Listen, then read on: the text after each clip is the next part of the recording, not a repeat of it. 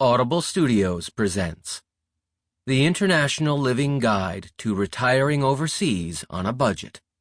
How to Live Well on $25,000 a Year. Written by Susan Haskins and Dan Prescher. Narrated by Anthony Haden Salerno. Introduction. What if you could retire better, more affordably, and even earlier than you expected? When we left Omaha in 2001 to work as editors for International Living magazine in Quito, Ecuador, this idea that you could live better for less in an overseas locale that closely matched your idea of paradise was relatively novel. We could pretty much count all the gringos living in Ecuador at the time on one hand.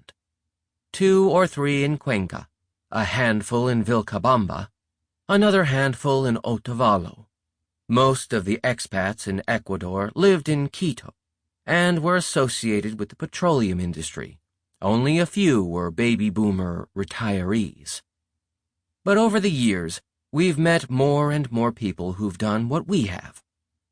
They've left the rat race of the workaday world behind and relocated to places like Ecuador, Panama, Costa Rica, Mexico, Spain, Malaysia, and many more. With warmer weather, a better quality of life, less crime, more cultural activities, healthier and less expensive food, better and less expensive health care, and they're enjoying every bit of it for about $2,000 a month or less, all in. Many of them aren't even of official retirement age.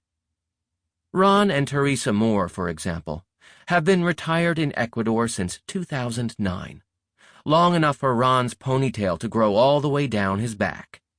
In 2008, though, when Ron was 54 and Teresa was 50, they were struggling. They'd lost 1/3 of their nest egg and were so close to losing their home that all they could do was walk away. Today they own 2 homes in Ecuador outright, one in an almost perfect weather mountain climate, and another front and center on a gorgeous stretch of beach where, from their balcony, they watch pelicans bob and dolphins frolic in the surf, not to mention amazing sunsets. Both homes are just a fraction of a degree from the equator, by the way. Believe it or not, to maintain both homes and pay all their utility bills, medical insurance, health care expenses, prescriptions, food, entertainment, everything, Ron and Teresa's monthly expenses average just $1,000 a month. Gary DeRose, on the other hand, lives with his girlfriend, Kate, in a beautiful historic Mexican city where he plays in a blues band and acts in local theater productions.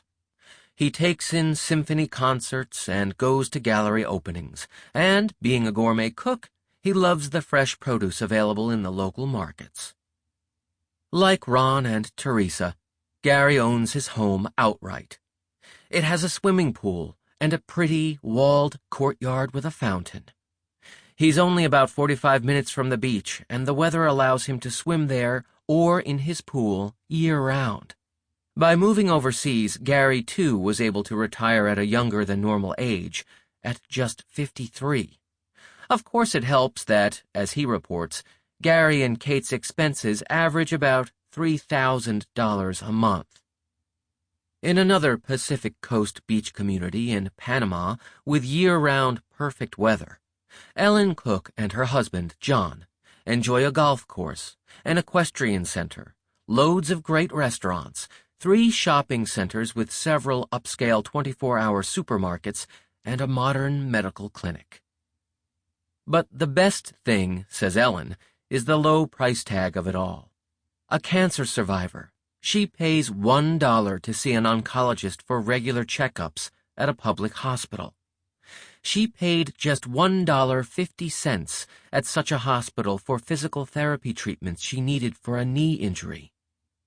Ellen and John's total monthly living expenses amount to about $1,500.